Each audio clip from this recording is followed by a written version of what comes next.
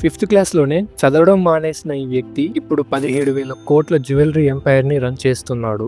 కిరణ్ కుమార్ రాజస్థాన్ నుంచి వచ్చి నెల్లూరులో సెటిల్ అయిన ఒక పేద కుటుంబంలో 8వ సంతానంగా జన్మించాడు. ఫ్యామిలీ పరిస్థితుల కారణంగా అతను ఫిఫ్త్ క్లాస్‌లోనే చదువు మానేశాడు. 12 సంవత్సరాల వయసులో చైల్డ్ వర్కర్‌గా ఒక గోల్డ్ షాప్‌లో పనిచేశాడు. ఇలా షాప్‌లో పనిచేసే దానికంటే హోల్సేల్ వ్యాపారం చేస్తే ఎక్కువ డబ్బులు వస్తాయని తన ఫ్రెండ్ చెప్పడంతో తన అమ్మగారి దగ్గర ఉన్న 4 బంగారు గాజుల్ని తీసుకొని వాటితో చిన్న చిన్న కమ్మలు తయారు చేసి చెన్నైలో ఉన్న ఒక పెద్ద బంగారం షాప్ అయిన లలిత జ్యువెలరీస్ ఓనర్ ని కలిసి నేను మీకు బంగారం అమ్ముతానని చెప్పాడు. 12 ఏళ్ల వయసులో ఉన్న కిరణ్ ని చూసి షాప్ ఓనర్ నవ్వుతూ ఆ బంగారం ని టెస్ట్ చేయాలి, రేపు రా అని అన్నాడు. మరుసటి రోజు మళ్ళీ షాప్ కి వెళ్తే 15,000 కిరణ్ కి ఇచ్చి ఇలాంటి కమ్మలు మరికొన్ని చేసుకొని రా అని అన్నాడు. అలా 15,000తో స్టార్ట్ చేసిన కిరణ్ కుమార్ మొదటి సంవత్సరంలోనే 7 లక్షల టర్న్ ఓవర్ చేశాడు. 19 years కే 1 crore టర్న్ ఓవర్ చేశాడు. కొన్ని సంవత్సరాల తర్వాత లలిత జ్యువెలర్స్ నష్టాల్లో ఉండడం చూసిన కిరణ్ కుమార్ లలిత జ్యువెలర్స్ ని కొనేసి పాత ఓనర్ కి ఉన్న అప్పులన్నీ తీర్చేశాడు. అలా